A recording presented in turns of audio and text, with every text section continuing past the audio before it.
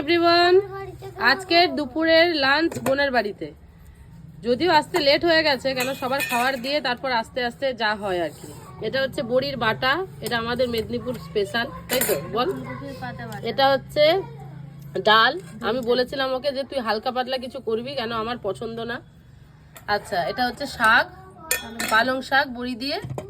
এটা হচ্ছে আমাদের সেই কুদরি ভাজা, আর এটা পাতা বাটা, ফুলকপির পাতা বাটা, হ্যাঁ কপির পাতা বাটা।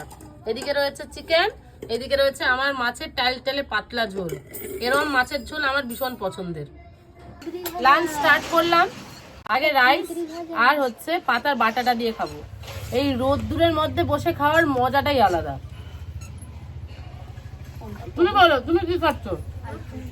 শুকনো ভাত আর এটাই তো দেখো বলছি এই নীল একদম ফক লাগবে কখন সত্য পড়ে যাবে। এটা খাই দারুন দারুন, আমার বোনের হাতে রান্না দারুন। ছোটবেলা ও ডিমের ঝোল এত সুন্দর বানাতো।